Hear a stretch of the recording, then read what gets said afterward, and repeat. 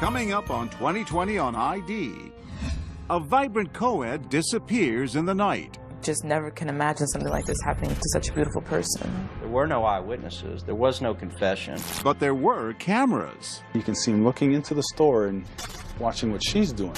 She was totally unaware.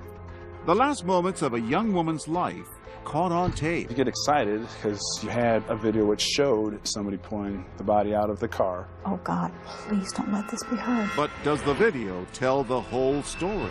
There was this hour and a half in time where we don't know what happened. And what was this man doing that night? I seen her in the back seat. I seen her eyes were open.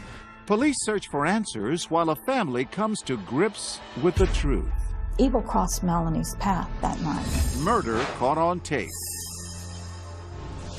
Welcome to 2020 on ID. I'm John Quinones. We live in an age where cameras capture practically everything in our lives.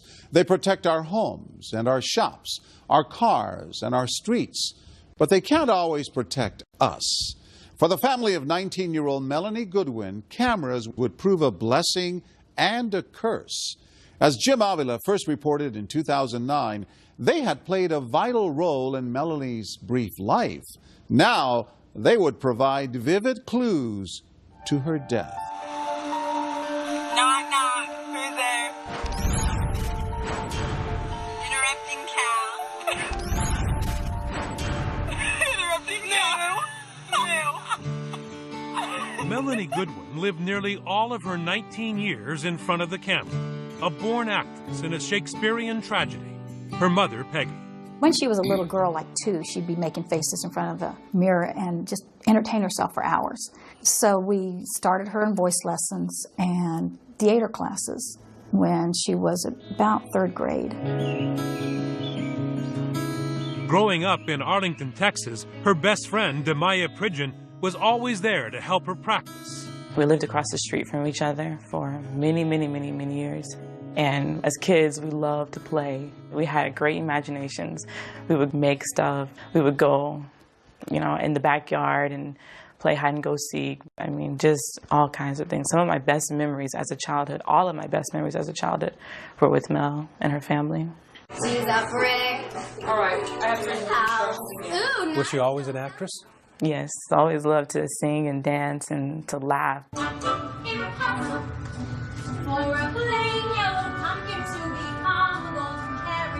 And her father, Glenn, never missed a performance. What was your favorite? I've got to say it was Cinderella. She was just the most beautiful godmother you could ever imagine. With a crown on and her scepter. And you could just hear the audience gasp like, whoa. And I'm sitting there thinking, whoa, that's mine. And Melanie's fairy tale was not just on stage. She was living one, a communications major at the University of North Texas, where she met boyfriend Ollie Valencia with leading man looks and a heart to match. How would you describe your relationship with her? Almost like a modern-day fairy tale in my eyes. We were just 2 fools in love who were best friends and couldn't get enough of each other. So you thought this may be the woman for you, forever? I knew this was the woman for me. Melanie's deeply religious family was close. An older sister and brother who adored her. A star at home, too. Melanie just embraced everything. She was fun to talk to. She's smart. She had an insight that, and vision that was a little bit, well, was unique. And of course, she was my baby, so the baby's the baby, and, and she's my girl. All backed by a supporting cast of many fast friends. I think that's what makes this so hard. Just never can imagine something like this happening to such a beautiful person. On Monday afternoon, September 24th, 2007, Melanie's bubbly, always-on personality is in full display at 5 o'clock as she heads off to work as a model promoting the energy drink Red Bull. I kissed her goodbye and just looked her in her eyes and was just so happy to be with her. And she went on with her day. Melanie met the other Red Bull girls for dinner and then reported to a video game store called the GameStop handing out samples to Red Bull's target audience of young males anxious for the premiere of a new hit game, Halo 3. GameStop wasn't releasing it till midnight, and they went to the GameStop to promote the product, and then they finished probably around 1 or 1:30. It's now early Tuesday morning, and Melanie's headed back to campus, her long day finally about to end in the arms of her boyfriend. But first, as is her habit, she checks in with him by phone. I was in bed when she had called me, and I was like, yeah, babe, I'm gonna leave the door open, just come up. Ollie had one small request. He will spend the rest of his life wishing he'd never made. I asked her to stop. She was gonna bring me home chocolate milk and some Cheetos. And I woke up 2 hours later, and, she wasn't home. And it's at that final stop for snacks in this nearly empty convenience store on a dark and lonely street, just a few miles from her boyfriend's apartment, where Melanie's last act is played out on camera once again, captured in harsh lighting, and this time on grainy surveillance tape. Carrollton, Texas detective Greg Frade. You see Melanie walk into the store, and as he's walking by, you can see him looking into the store and watching what she's doing. And probably 30 or 40 seconds later, she comes up to the counter, and she's talking to Ali, saying, I'm on my way home, and you see him walking up behind her. She was totally unaware. A new sinister character is about to enter Melanie Goodwin's life, and it's not a bit part. Evil crossed Melanie's path that night. When we return, Melanie's boyfriend is desperate to reach her. I called and called and called and called. I was trying to calm myself down like, everything has to be okay. And another call, this one to the police. There's a burnt female body over here. Stay with us.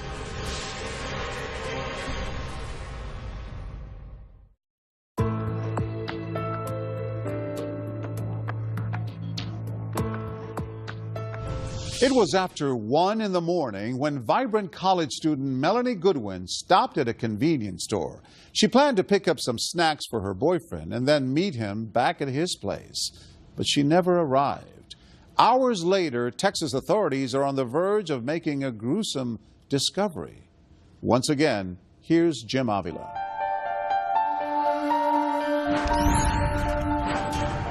The morning shift at TransTech Software is arriving early on Tuesday, September 25th, 2007, greeted by the unthinkable. Carrollton 911, address of your emergency. There's a burnt female body over here. A real mystery for police, a sensation for Dallas TV News. Her badly burned body was discovered in a field in Carrollton. The call is a burnt body in a ditch, and the body is charred beyond recognition. At 11 a.m., Carrollton, Texas Police Detective Greg Frade is the first investigator on scene. We were afraid that might be a serial killing. Just the way that the body was laid out in the ditch, it almost looked like it was posed with her legs facing the parking lot and knees kind of up. And you can only tell that it's a female by her hair and by the French fingernail tips that she's had done. I've seen my share of terrible things that people do to each other. This one is probably the most horrific that I've seen. But the horror was just beginning, because in the first big break of the investigation, someone notices the office building parking lot is videotaped 24 hours a day. Whatever happened to this young woman happened on camera. You get excited because you had a video which showed at early morning hour a vehicle pulling up and somebody pulling the body out of the car, down to the ditch, back up to the car to get something out of the car, back down to where the body was, and you see a horrific of light which flame in the body burn. The person comes up, jumps in the car. Just that quickly, within an hour of finding the unidentified body, the detectives know how their victim got in such terrible condition. And key to finding her identity, the tape also reveals the type of car used to dispose of her, a red Saturn. I now have a vehicle I can look for. There's an image which looks like a male. I've got a little bit of clothing that I can see from the video. You can see a white shirt, you can see half pants, and now you have hope that we can get a running start on something that we had nothing just a few moments ago. While all this drama and mystery is going on there, At the same time, in a suburb close by, Melanie Goodwin's boyfriend, Ollie Valencia, is waking up in a panic. Melanie didn't come over as promised during the night. I called and called and called and called. I was trying to calm myself down, like, everything has to be okay. She's missing. Let's find her. Ollie hopes for an innocent explanation and makes no call to police. So detectives are working their newfound mystery in a vacuum. They had no missing persons report, nothing that could help them put a name to their badly burned Jane Doe. You go back to who that person could be. The first is the usual suspects, like a homeless person, prostitute, someone who's into criminal activity, and you try and build it from there. I'm code 6 at Morse Island. But then a second break when investigators discover the grunt work of routine patrol. The night Melanie disappeared, a beat cop had noticed something out of place. Officer Otis Q had found a suspicious vehicle not far from the scene. It was a red Saturn parked oddly alone in a corner of an apartment complex. I walked up to it, and one of the first things I noticed that really kind of threw a curveball at me was I kind of detected the odor of gasoline coming from the inside of the vehicle, and there was a gas can sitting on the driver's seat. He didn't know it at the time, but Officer Q's curiosity had developed a huge lead. Authorities now have the license number and description of a red Saturn, seen with a gas can in it. A red flag that points Detective Frade and his colleagues to the owner of the car in the video, and more importantly, to an address. Running the plate, I came back to the Goodwins out of Arlington, so we decided we need to go over there. That's where our suspect was. Because the car is registered to the father. Yes. And in your mindset at this point, you think this may be the bad guy. Correct. We're under the assumption that it is our suspect. So when you knock on the door, what are you prepared for at that point? She started interrogating my suspect. And Mrs. Goodwin answers the door, and I ask her, do you own a red Saturn? She says, yes, I do. It's my daughter's car. And at that moment, in my mind, I knew that I no longer was looking for my suspect, that I had to do 180. I'm now looking at my victim. The body in the parking lot and Melanie Goodwin are now linked. It was a difficult visit. Detective Frade had prepared himself for an arrest, not a death notification. I'm thinking, okay, she's missing. They found her car. She's missing. Then they ask about a ring she was wearing. And my mind's just working, and finally it just clicked. And I said, do you have a body? And Detective Frade just put his head down and said yes. It's difficult for me to say that it's Melanie because the body is so badly burnt that I couldn't say for sure that that was her. And then they asked if I had a picture of her. And I went back to the bedroom, and I got a picture, and I got on my knees, and I said, oh God, please don't let this be her. Don't let something happen to her. It was a surprise gut blow to Melanie's mom. But Peggy Goodwin is a trained software programmer. And through her tears on her home PC, she actually gathers herself enough to help police close in on where her daughter may have been last seen alive. I went into this business mode trying to find my daughter, and it wasn't that I wasn't feeling anything or scared or upset or collapsing and crying, but I knew I had access to all the information they needed to find Melanie. She called Melanie's boyfriend at college to see when the last time he had spoken to her. I could tell she was worried by the way she was talking to me, saying, if I had seen Melanie, when was the last time I talked to Melanie? What do I know? Ollie tells Melanie's mom she had not shown up at his house as planned. And at 4 o'clock in the afternoon, Detective Frade sends a fellow investigator to question the young man, who they approach as a possible suspect. Detectives have him take off his shirt to check for signs of a struggle. None. And his alibi that he was with roommates all night checks out. Plus, cell records show he was talking to Melanie by phone until she disappeared. Finally, as police interviewed him, he just did not fit the crime. He's the all-American boy, former wrestler, does well in school, never been in trouble, doesn't have that profile. That helped us in clearing him rather quickly. But it takes a while for the stunned Ollie to realize Melanie is not just a missing person, and there was not an innocent explanation, as he had hoped, for her disappearance. I asked the officer, so is there a good chance we're going to find her? And that's when he was like, son, you know, she's passed away. And after that, it just, I was just taken out of this world. It was Ollie who led police to her last stop before disappearing. Feeling terrible about his innocent request for a post-midnight snack with his girlfriend, he pointed them to the convenience store where Melanie made her final call. I couldn't even look at her parents in the face because I felt as it was my fault. My fault she's not here today. She wasn't here yesterday. She won't be here tomorrow.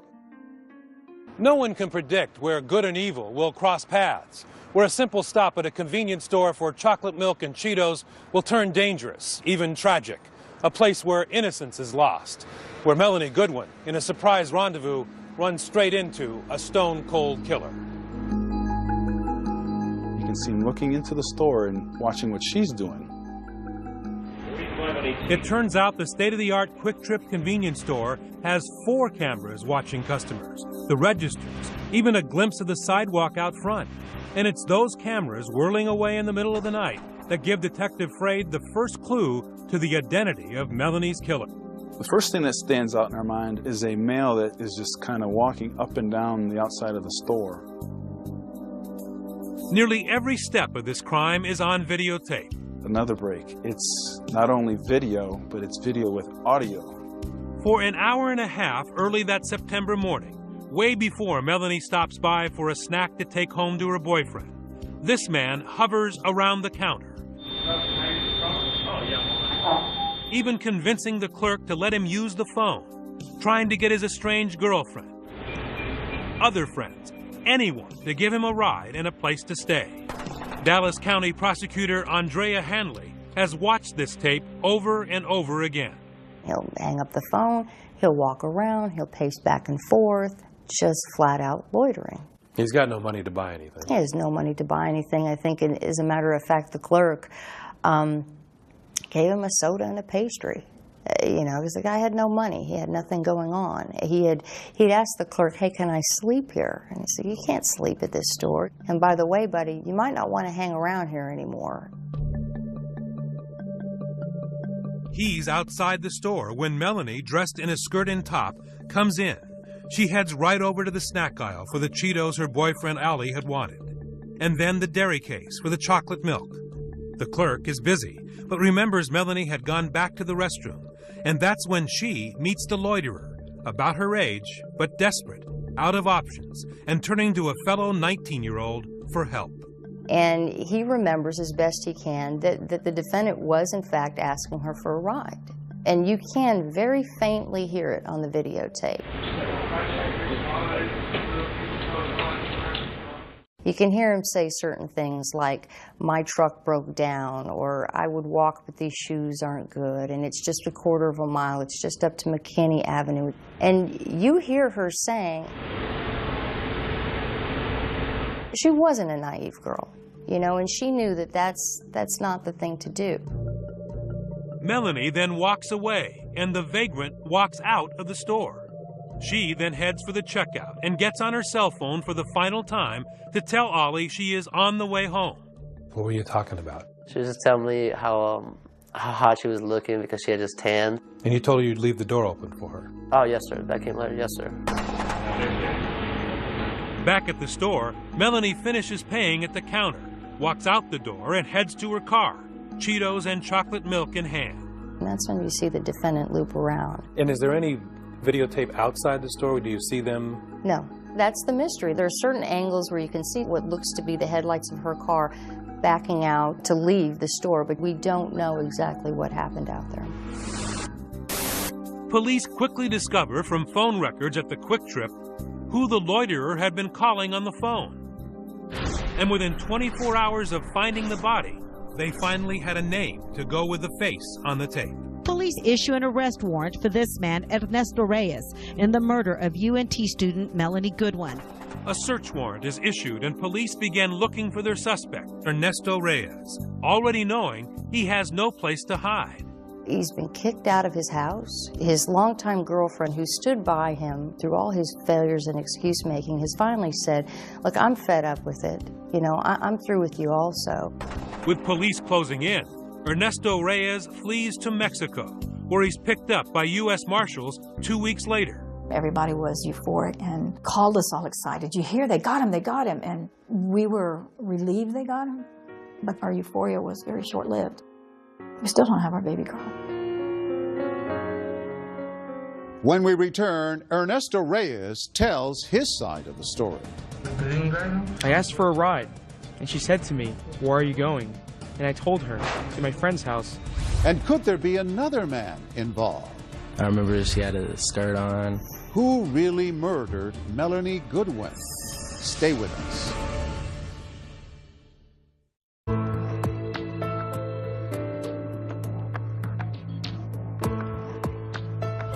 The body of college co-ed Melanie Goodwin has been identified, and with several quick breaks, police believe they have apprehended her killer. As they construct the timeline and build the case, they learn more about Melanie, a random victim of a homicide. Once again, Jim Avila. University of North Texas communications major Melanie Goodwin came from a religious family, and she wore her faith, if not on her sleeve, on the bumper of her 2002 red Saturn. There was a decal on the back that had Melanie's name, and then her license plate bracket, that said "Angels are watching over me." And in fact, key moments of Melanie's abduction and murder were left on tape for police to track. There were things that were placed in front of us that we never thought we would see. Things were just falling in line. God was with me on this one. The police had Ernesto Reyes on videotape at 2 in the morning, stalking and following Melanie at the convenience store. They also found tapes of Reyes an hour later, attempting to buy gasoline at a closed Chevron station. He can be seen noticing something on his shirt. The prosecutor says it's blood. So he takes it off, turning his shirt inside out to hide the stain. And then another tape, moments later. Ernesto Reyes is seen again at a nearby 7-Eleven, where he successfully buys $1.76 of gasoline, casually filling up his can outside while asking a stranger to borrow his cell phone. He used the phone, told me, God bless you, have a good evening, and he calmly walked away. As nonchalant as can be. Cold-blooded. Cold-blooded. All right. And finally, the videotape that shows Reyes dragging Melanie's body to be burned. All this evidence seemed overwhelming. But when it came to trial, a year and a half after Melanie Goodwin was brutally murdered, Ernesto Reyes' defense attorneys were quick to point out there were 90 key minutes not recorded between the time Ernesto followed her out of the store and when he is shown blowing her up, when perhaps those angels who were watching over Melanie blinked. There were no eyewitnesses. There was no confession. There was this hour and a half in time where we don't know what happened. Veteran Dallas lawyers Danny Clancy and Brett Martin knew they had a difficult task in creating reasonable doubt for the jury.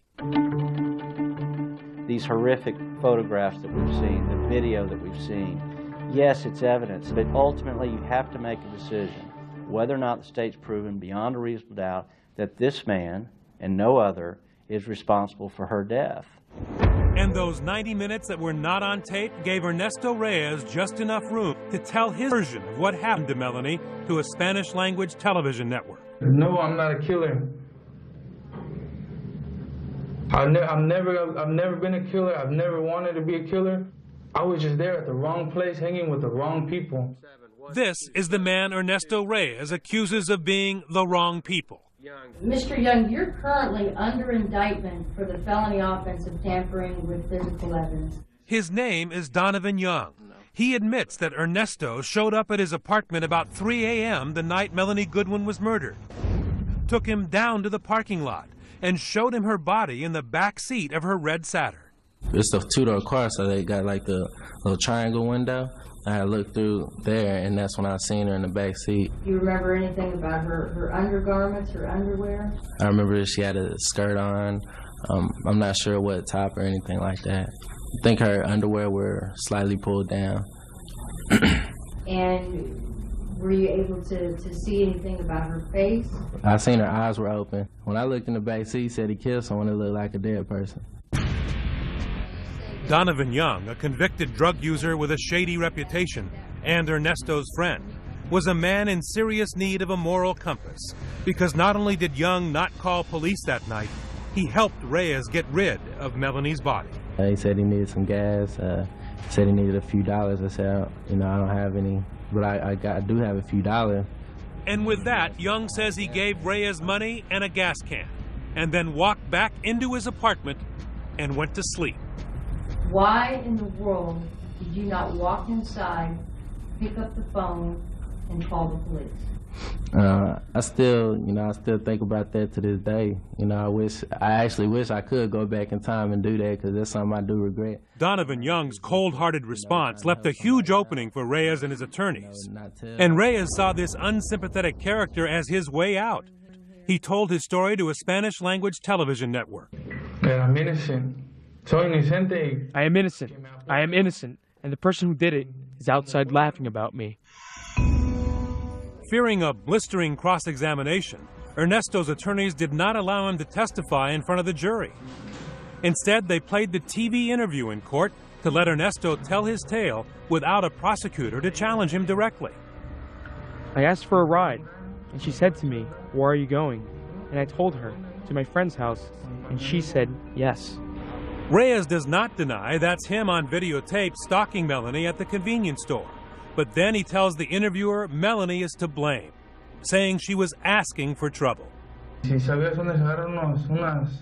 said to me, "Do you know where I could find some drugs?"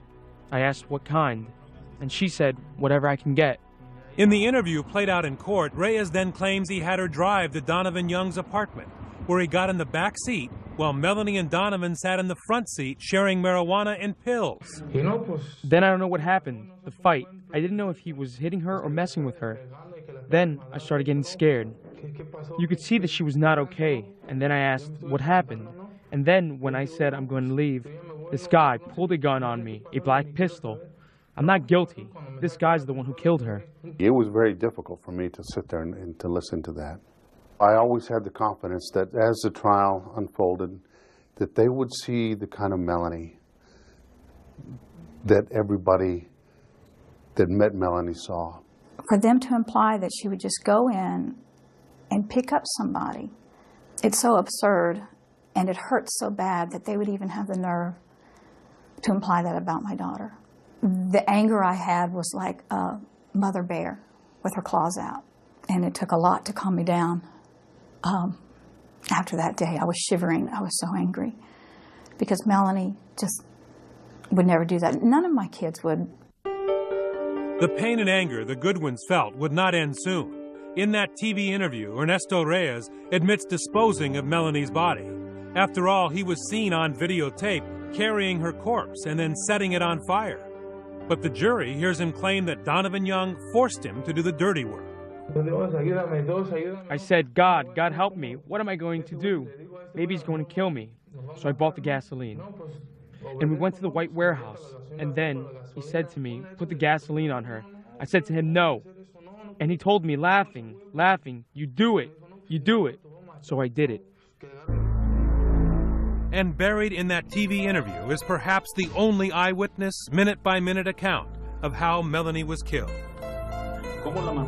How did he kill her? Hitting her. Just hitting her. I believe choking her.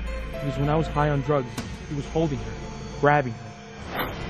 When we return, whose story would the jury believe? Ernesto Reyes or Donovan Young? We'll be right back.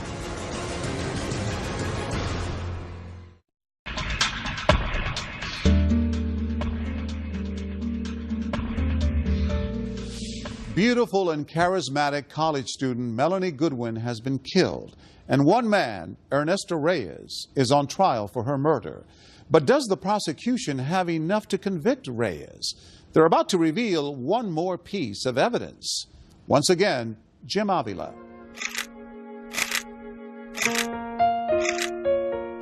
Snapshots of a 19-year-old student actress. The last looks at Melanie Goodwin. taken from her own digital camera, the one she carried in her car till the day she died. The pictures told the story of this young girl's life. You had her with her parents on vacation, you had her hugging her father, you had her with her boyfriend, and just being fun and silly. You know, just told the whole story of Melanie. One simple photo data card and 2 last snapshots that would shock the police. Self-portraits of Ernesto Reyes. He takes his own picture with Melanie's camera, and how would you explain that you're not involved if you're on 4 pieces of video? It's hard to refute what you see. And on that quick trip, what you hear. Ernesto Reyes' far-fetched story of a drug-craving young woman, anxious for sex with a stranger, killed by his drugged-out friend while he watched, is badly damaged by the fact that everywhere the jury turns is another photo of Ernesto Reyes. Ladies and gentlemen of the jury. Co-prosecutor Stephanie Fargo drove it home in her closing argument. Who has the evidence all over them? Who's the only person you see on the surveillance videos? You should be insulted that he tries to put this on Donovan Young. Evidence doesn't lie. In fact, the jurors say it was what they did not see in that explosion video that made them doubt Ernesto's alibi, that an accomplice named Donovan Young killed her and ordered his cooperation. Juror Amy McCall. Ernesto said that Donovan Young was in the back seat of the car with a gun telling him what to do at one point. And when the sky lights up, you can see inside that car, and there was no one there. But perhaps the biggest hole in the Reyes story came from Melanie herself. A single trace of DNA.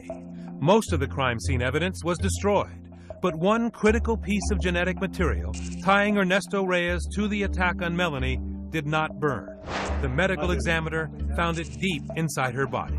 Swabs are placed both in the oral cavity, the vaginal cavity, then placed in a box, all of which is sealed and taken to the criminal investigation laboratory. The DNA evidence that we were able to get was from the vaginal smear. We were not able to get DNA from her clothes or from her hands. He thought he was smart.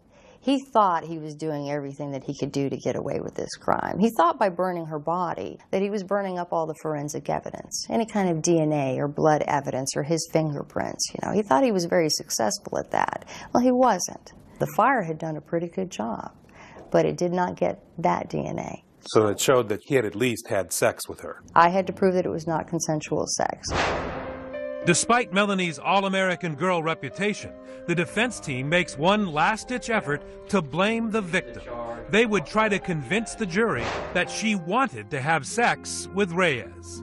You personally didn't observe any obvious signs of sexual assault, did you? Well, right. My autopsy clearly lists that I didn't find lacerations or bruising in there. Again, that's not a big surprise, but I did not see traumatic injuries. A lot of times you do find DNA underneath the fingernails of the victim, where they're scratching and scraping and clawing and doing everything they can to fend off their attacker. None of that evidence existed. It was important for me to paint a very good picture of her because of the defenses that he was throwing out there, and to be able to show that everything he said about her willingly, getting in the backseat of her car is complete and utter nonsense. Not her. Maybe somebody, but not Melanie Goodwin. Swear to tell the truth, the whole truth, and nothing but To paint that picture, the prosecution called Melanie's mother, Peggy Goodwin.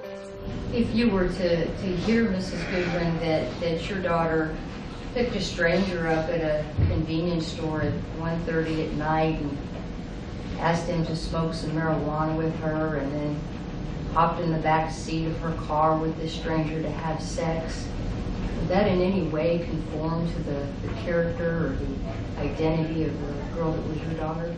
Absolutely not. We had gone over multiple times. Never pick up strangers, and if you have to stop at night, you have to stop at a very brightly lit, well-traveled store. Lock your doors, look behind you, look around you, be aware. There's some video that And then Melanie's mother told an anecdote that helped the jurors understand why there were no signs of a struggle. When she started asking me about Melanie, I just talked about her size, that she was so tiny that when her brother would wrestle with her and tickle her, he would hold both of her wrists in one hand. And I thought to myself, my goodness, she has just unwittingly explained to the jury exactly what happened. you know, that he was able to take hold of both her wrists and attack her that way, that she didn't have the opportunity to scratch anybody's eyes out. That's why she didn't have DNA under her fingernails. He held both of her wrists and his hand while he beat her. But perhaps just as convincing to the jury was that the medical examiner confirmed there were no drugs of any kind in Melanie's system. And there was one other huge factor. Melanie was in a happy relationship with a boy she had promised to marry. They tried to raise that she somehow had consensual sex with this guy. I know no one in their right mind believes that, even people that didn't know her. And even though that's what he claimed, it's not even an option. Juror Anna Palmer never met Melanie. She didn't have to. Could you picture them in any way together? No, absolutely not. We saw her boyfriend, and I think she had a committed relationship with him, and I couldn't imagine her having anything to do with Ernesto Reyes. In order for you to believe it, you gotta buy that. And then damning words from Deputy District Attorney Andrea Hanley, describing the terrible way Melanie died, raped, beaten, and killed by the hands of a stranger. The reality of being asphyxiated, of being strangled to death, is horrific. You must have enough pressure applied to a person's neck to cut off their blood flow and their oxygen for 10 to 15 seconds. That's 10 to 15 seconds of Melanie Goodwin struggling, most likely screaming, fighting for her life. That's 10 to 15 seconds that this defendant has his hands on that little girl's neck. The Reyes defense team called no witnesses, unwilling to let the defendant face cross-examination. He never told you that. But they made every attempt to raise reasonable doubt while questioning the prosecution's witnesses. We're asking you respectfully to return a verdict of not guilty in this case, because the circumstantial evidence in this case does not rise to a level of proof beyond a reasonable doubt. The jury took just 3 hours to reach a verdict. The defendant will please rise. What say you? We, the jury, find beyond a reasonable doubt the defendant, Ernesto Pena Reyes, guilty of the offense of capital murder as charged in the indictment. And then a final dramatic courtroom moment for Glenn and Peggy Goodwin. Before sentencing, they stood in front of the judge and emotionally told him of their loss. Melanie Therese Goodwin's family and friends have something to say to you. Look up at the video, Mr. Reyes. She then showed the judge a videotape of the daughter she lost. Knock, knock. Who's there? Interrupting Cal. Interrupting Cal. No. You demanded that he look at you, that you get a chance to look into those cold, evil eyes. Why? Because he was going to hear what he did, and he was going to look me in the eye, and he was going to feel it, and he was going to look at her video, because he needed to know who Melanie was and what he did and how worthless he was. Did it work? Did he look up? He looked at the video and he looked at me, and then he started crying. When we come back, Peggy Goodwin offers a surprising gesture. I guess my heart just reached out to her as a woman who had realized her son was this monster. Stay with us.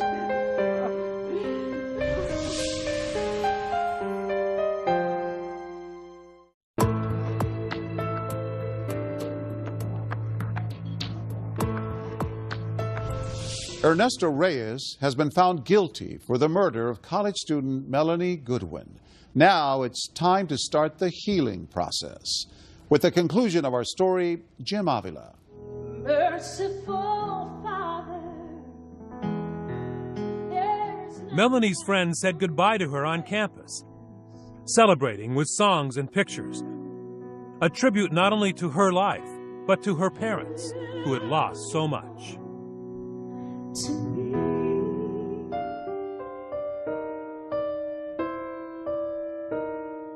She's just in your mind 24/7. You want to always think about the good things, and I do, but it saddens you nonetheless. I pray about her every day, and it'll bring a tear to my eye. Bye. I love you. You grieve not only the loss of her, but the loss of your whole future. And we are trying to make good things happen, trying not to let the evil of this destroy us or our children. In fact, it was on the last day of the trial that the Goodwins' triumph over evil was on dramatic display. Reaching out to their killer's family, two mothers who lost two very different children in a surprising embrace.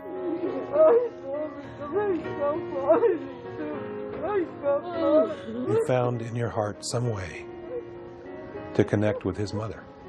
I noticed when they showed the fire video that she was crying in the distance, and I thought she finally realized she's been lying to her. She sees the evidence and she knows. So I guess my heart just reached out to her as a woman who had realized her son was this monster.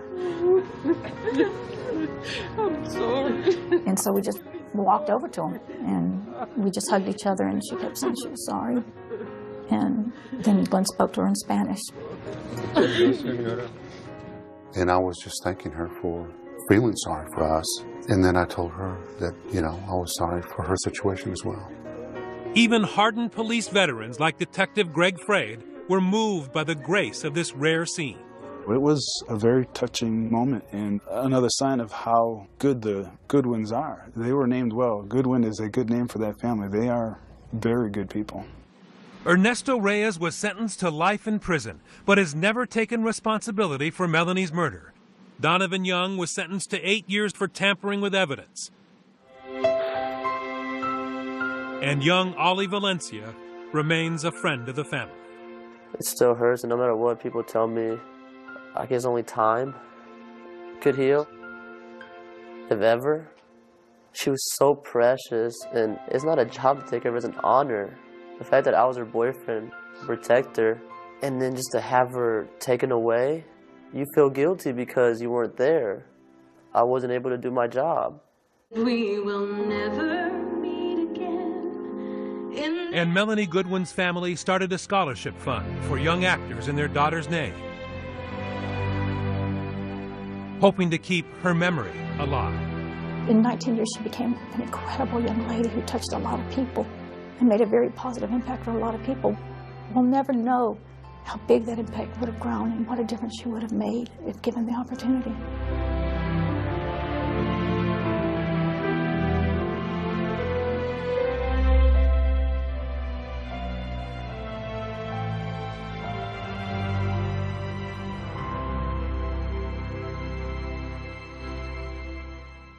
Peggy and Glenn Goodwin say they still struggle with the loss of their daughter. They continue to raise money for the scholarship fund in Melanie's name and are writing a book about her life. As of 2014, Ernesto Reyes has exhausted his state appeal.